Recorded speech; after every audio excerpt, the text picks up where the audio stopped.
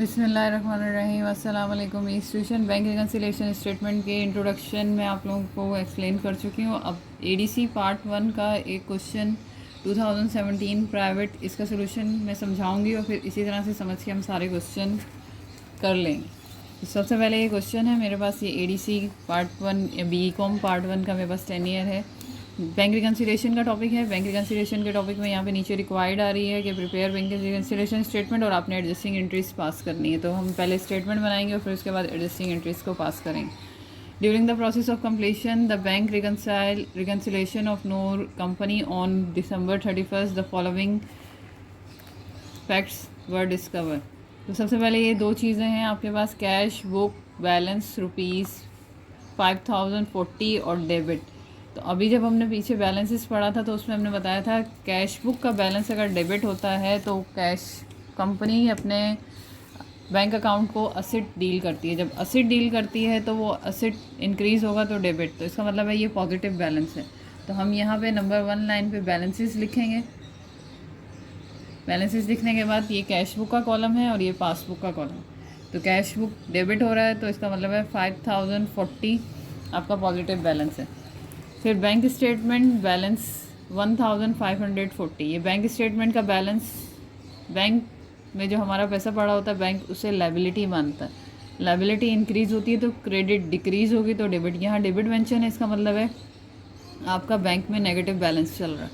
जब बैंक में negative balance चल रहा है तो ये हम बैलेंसेस एक दफ़ा लिख लेते हैं और यहाँ पे अमाउंट लिखनी है आपने 1540 और नेगेटिव को शो करने के लिए हम ब्रैकेट बनाएंगे। ठीक, फिर अब next, bank charge of ₹1360 have not been entered in firm's record. Bank ने चार्ज किए हैं आपको बैंक चार्जेस और ये इंटर नहीं हुए फर्म रिकॉर्ड में। इस मैंने जो आपको क्वेश्चन पीछे एक्सप्लेन किया था उसमें मैंने ये सारी चीज़ें बताई थी और इसमें यहाँ पे ये सर्विस चार्जेस, कलेक्शन चार्जेस और ये बैंक चार्जेस ये मेंशन थे। अगर आपको वहाँ से नहीं समझ आता और अगर आपने ये याद रखा हुआ है तो बैंक चार्जेस लेस होते हैं कैश बुक से। दूसरी चीज़ इसमें वो मेंशन भी कर रहा है कि बैंक ने चार्ज किया है 1600 जो कि इंटर नहीं हुए फर्म रिकॉर्ड में। तो इसका मतलब है ये काम बैंक कर चुका है। जो जिसने ये काम कर लिया उसको अब ये दोबारा नहीं करना। तो किसने नहीं किया? कंपनी ने नहीं किया। तो अब ये रिकॉर्डिंग होगी कैश बुक में। तो अब हम कैश बुक में रिकॉर्ड करेंगे और इसके नंबर है 1। लेस करना है आपको बैंक चार्जेस, और जब भी लेस करेंगे तो हम ब्रैकेट बनाएंगे और अमाउंट है 1360। यहाँ पे नेक्स्ट आ रहा है, एक चेक था 2670 रुपये का, 2670 were issued but yet have not been presented for payment. आपने किसी को चेक लिख के दिया है 2670 का, लेकिन अभी तक वो प्रेजेंट नहीं हुआ। तो यहाँ पर प्रेजेंट नहीं हुआ तो इसका मतलब है वो अनप्रेजेंटेड चेक है। जब भी अनप्रेजेंटेड चेक आएंगे तो आपने लेस करने हैं पासबुक से। तो यहाँ पे हम लिखेंगे number 2, less unpresented cheque. Unpresented cheque 2670 ये लेस हो जाएंगे पासबुक से। फिर जो अगली ट्रांजैक्शन है, cheque totalling 7620 were deposited into bank but had not yet credited by bank. तो आपने 7620 रुपये डिपॉजिट के लिए भेजे हैं बैंक में, लेकिन अभी तक वो क्रेडिट नहीं हुए। ऐसे चेक जो अभी तक क्रेडिट नहीं हुए इसका मतलब है वो क्लियर नहीं हो। जब वो क्लियर हो जाएंगे तो वो अमाउंट ऑटोमेटिकली बैंक में ऐड हो जाएगी। तो अनक्लियर चेक या अनक्रेडिटेड चेक ऐड होते हैं पासबुक में। तो हम यहाँ नंबर 3 लिखेंगे, यहाँ ऐड लिखेंगे, ऐड अनक्रेडिटेड चेक या अनक्लियर चेक, दोनों ऐड होते हैं ये पासबुक में और उसकी रकम है 7620। फिर जो नेक्स्ट है हमारे पास वो है ₹620 has been collected and credited by bank account of dividend, bank on account of dividend. 620 रुपये जो है वो बैंक ने कलेक्ट किए हैं और क्रेडिट, बैंक ने अगर आपको क्रेडिट किया इसका मतलब है बैंक ने आपको बढ़ाया है, यानी ये काम बैंक कर चुका है। और ये काम किसने नहीं किया? कंपनी ने नहीं किया। तो कंपनी ने करेगी तो बैंक आपको क्रेडिट कर रहा है। जब बैंक आपको क्रेडिट करेगा इसका मतलब है बैंक ने आपको बढ़ाया, तो आपको यहाँ पे ऐड करना है। तो हमें यहाँ पे किस मकसद के लिए ऐड करना है? डिविडेंड क्रेडिटेड या डिविडेंड कलेक्टेड, दोनों में से आप कुछ भी लिख सकते हैं। डिविडेंड क्रेडिटेड ₹620 ऐड करना है और ये कैश बुक की बुक में हम लिखेंगे। नेक्स्ट जो है एक चेक है 250 रुपये का, has been wrongly debited by the bank. अब पहले तो चेक करना है कि गलती किसने की है। तो रॉन्गली डेबिटेड बाय बैंक, गलती की है बैंक ने, और गलती जो करेगा सही भी वही बुक में करेंगे, आप अपनी बुक में नहीं करेंगे। तो ये 250 रुपये की गलती की है बैंक ने, अब बैंक ही इसको सही करेगा। रॉन्गली डेबिटेड कर दिया था यानी कि गलती से उन्होंने आपको कम किया था तो लेस किया होगा। अब उन्होंने आपको दोबारा बढ़ाना है तो ऐड करेंगे, और कितने रुपए से करेंगे? 250 रुपये से। रिपीट कर दूं कि सबसे पहले आपने ट्रांजैक्शन पढ़ी, और इस ट्रांजैक्शन में अगर गलती आती है तो पहले ये चेक करना है कि गलती किसने की है, कैश बुक ने की है या पासबुक में। तो जिस बुक की मिस्टेक होती है सही भी वही करता है। तो ये गलती की है बैंक ने और सही भी करेगा बैंक। तो यहाँ पे बैंक ने आपको कम कर दिया था, बैंक आपको बढ़ाएगा। तो ऐड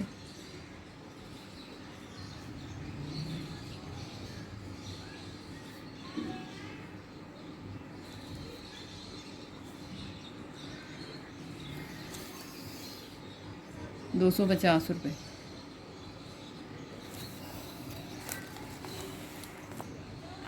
एक चेक है जो कि 60 रुपये का ड्रॉ किया आपने, यानी कि इशू किया है। Has been incorrectly entered in cash book 660। अब ये गलती हुई है कैश बुक में, तो सही भी होगी कैश बुक में। 60 रुपये देने थे आपने किसी को, आपने लिख दिए 660। तो डिफरेंस चेक कर लें, तो डिफरेंस आ रहा है 600 रुपये का। 600 रुपये से मैंने ज़्यादा पैसे जाते हुए दिखा दिए। अब वो 600 रुपये जो ज़्यादा चले गए मुझे उनको वापस लेके आना है। वापस लाना है तो उसका मतलब है ऐड करना है। गलती की है किस बुक ने? कैश बुक ने। सही भी करेगी कैश बुक। इसको रिपीट कर देती हूँ मैं। एक चेक था जो आपने ड्रॉ किया है 60 रुपये का, लेकिन लिखने में आपने गलती की है, उसको 660 लिख दिया। जब 660 लिख दिया तो चेक करना है कि देने थे पैसे या लेने थे। तो आपने देने थे, और देने थे कम, दे दिए ज़्यादा। तो इसका मतलब है जो ज़्यादा दे दिए उनको आप मुझे वापस लेके आना है। तो उसमें आप इसका डिफरेंस चेक करेंगे कितने ज़्यादा दे दिए। तो यहाँ 600 रुपये आपने ज़्यादा दिए, ये 600 रुपये आप वापस लेके आएंगे। और दूसरा गलती की है कैश बुक ने, तो सही भी करेगी कैश बुक। तो हमने जब ये पैसे वापस लेके आने तो ऐड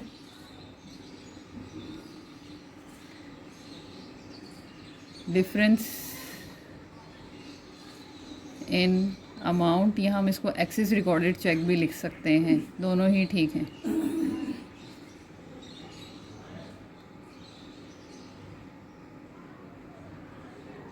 ये रकम बनेगी 600 रुपये से। फिर जो लास्ट है उसमें है हमारे पास a cheque ₹124 deposited has been return by the bank marked NSF। जब भी NSF मार्क आएगा तो इसका मतलब है बैंक ने आपकी रकम बिना पैसे दिए वापस कर दी है। बैंक ने आपका चेक बिना रकम दिए वापस कर दिया है। तो NSF मार्क जब भी आएगा तो वो कैश बुक से लेस होगा, less NSF marked. NSF mark हुआ है और ये रकम बनेगी 1240, और इसको लेस करना है तो यहाँ बन जाएगी ब्रैकेट। अब हम इसका टोटल करेंगे। सबसे पहले कैश बुक के कॉलम का 5040, इसमें से माइनस ब्रैकेट लगी तो माइनस करना है 1360। फिर नीचे रकम है 620, इसको प्लस करना है। फिर उसके नीचे रकम है 600, इसको भी हमें प्लस करना है। फिर रकम है 1240, तो इसको माइनस करना है। तो हमारे पास आ रहा है 3660, और ये बैलेंस उस साइड का भी आना चाहिए। स्क्रीन क्लियर करेंगे, और क्योंकि ये ब्रैकेट लगी हुई तो पहले आपने लगाना है माइनस, और उससे पहले स्क्रीन क्लियर होनी चाहिए। 1540, फिर माइनस 2670, फिर प्लस 7620, और फिर प्लस 250। तो 3660 हमारा टोटल हो गया है। अब इसकी दूसरी रिक्वायर्ड करते हैं, हम एंट्रीज बनाते हैं। अब हम इसे सेकंड रिक्वायर्ड करेंगे। सेकंड रिक्वायर्ड में वो आपसे मांग रहा है एडजस्टिंग एंट्रीज, और एडजस्टिंग एंट्रीज सिर्फ हम उस बुक की बनाते हैं जो बुक हम मेंटेन करें। तो हम बना रहे हैं कैश बुक। तो आपके पास यहाँ से जो कैश बुक का कॉलम है उसकी एंट्रीज़ बनना शुरू होंगी, यानी कि इस कॉलम। इसमें सबसे पहले बैलेंसेस आ रहे हैं, बैलेंस की एंट्री नहीं बनती है जनरल में। तो अब दूसरा जो हमारे पास आ रहा है वो है यहाँ पे लिखा हुआ है लेस, और ये बैंक चार्जेस और ये बैंक कॉलम है, तो पहले ही यहाँ से बनेगी और जो इसका नंबर होगा वो आप यहाँ लिखेंगे। मैंने आपको समझाया था कि जब भी ये लेस लिखा हो, अगर कैश बुक में कोई अमाउंट ऐड हो रही है तो उसका मतलब है बैंक को डेबिट करना है, लेकिन आपकी जो पास सिचुएशन आई है उसमें लेस हो रहा है तो इसका मतलब है मुझे यहाँ पे क्रेडिट साइड का एक अकाउंट पता है जो कि है बैंक, क्योंकि सारा मामला बैंक से हो रहा है, बैंक क्रेडिट हो जाएगा। अब एक अकाउंट रह गया जो कि डेबिट साइड का है, वो बैंक चार्जेस खुद एक अकाउंट है, तो इसका मतलब है बैंक चार्जेस को मुझे करना है डेबिट। बैंक चार्जेस बन रहा है 1360 से, ये एक एंट्री बन गई। इसकी नरेशन लिख लें आप, टू रिकॉर्ड बैंक चार्जेस, ये एक एंट्री हो गई। फिर दूसरी ऊपर से हम देखेंगे ये पासबुक की है, ये भी पासबुक की है, ये यहाँ पे लिखा हुआ है ऐड। जब ऐड लिखा हुआ आएगा तो एंट्री में जो एक अकाउंट और इसका नंबर है 4, जो नंबर यहाँ पे होगा वही आपने डालना है। तो जो अकाउंट डेबिट में होगा वो है बैंक, तो इसका मतलब है एक डेबिट साइड का अकाउंट तो मुझे पता चल गया है। इस ऐड ने बताया कि बैंक ने डेबिट होना था और इस लेस ने बताया बैंक ने क्रेडिट होना था। लेस ने बताया बैंक ने क्रेडिट होना था और ऐड ने बताया कि बैंक ने डेबिट होना है। अब यहाँ पे ये डिविडेंड क्रेडिटेड है, डिविडेंड क्रेडिट है, दूसरे लफ्ज़ों में डिविडेंड आपकी इनकम होती है। डिविडेंड वो प्रॉफिट होता है जो कंपनी अपने शेयर होल्डर्स को देती है, तो डिविडेंड इनकम क्रेडिट, और इसकी अमाउंट है 620। To record collected dividend. फिर नेक्स्ट है इसमें आपने जो नंबर 6 यहाँ पर डिफरेंस इन अमाउंट, और ये बनी है 600 से, और यहाँ आपने लिखा हुआ है ऐड लिखा हुआ है, तो इसका मतलब है यहाँ पे बैंक तो हो जाएगा डेबिट और क्रेडिट का अकाउंट हमको ढूंढना है।